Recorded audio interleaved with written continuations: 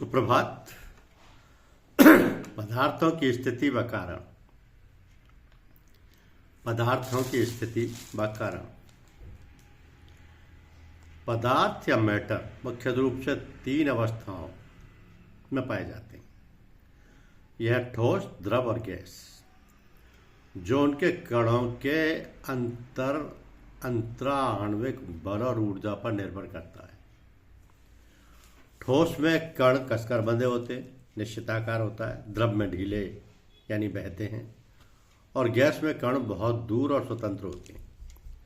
ये स्थान घेरते हैं और इनका द्रव्यमान होता है। तो पदार्थों की भिन्न भिन्न अवस्थाएं होती हैं और उनके गुण अलग अलग होते हैं। जैसे ठोस हो तो उसमें कणों के बीच बहुत मजबूत आकर्षण बल होता है।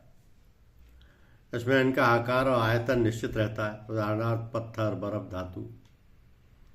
द्रव में कणों के बीच मध्यम बल होता है, जो इन्हें बहने की अनुमति देता है। इनका आयतन निश्चित होता है लेकिन आकार नहीं, जैसे पानी और तेल। गैस कणों के बीच आकर्षण बल ना के बराबर होता है, जिससे स्वतंत्र रूप से फैलते हैं। इनका कोई निश्चित आकार या आयतन नहीं होता, जैसे हवा और ऑक्सीजन।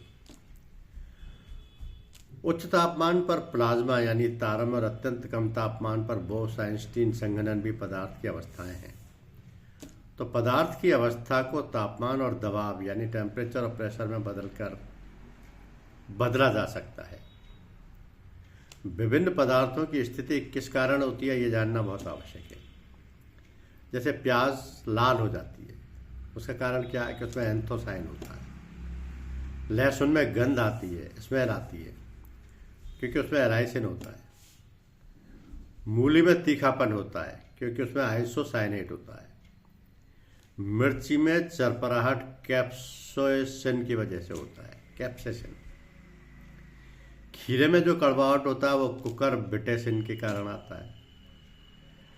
करेले में जो कड़वाहट होता है वो मेमोड्रिकोसाइट होता है, मेमोड्रिकोसाइट की वजह से होता है। गाजर का जो नारंगी रंग होता है वो कैरोटीन की वजह से आता है, और नारंगी में जो रंग आता है वो भी कैरोटीन की वजह से आता है। हल्दी में जो पीला रंग है वो कुरकुमिन के कारण होता है, क्योंकि हल्दी में कुरकुमिन तो है। मिर्च का लाल रंग कैम्पसेंथिन से होता है। टमाटर का लाल रंग लाइकोपिन के कारण होता है, टमाटर में लाइकोपिन पाया जाता है। आलू में कंदों का हरापन सोलिनिन के कारण, आंवले में कसलापन टैनिन के कारण, प्याज में लाल रंग एंथोसाइनिन के कारण, और प्याज में गंध एराइल के कारण होता है। तो ये होती है विभिन्न पदार्थों की स्थिति और उनके कारण। धन्यवाद।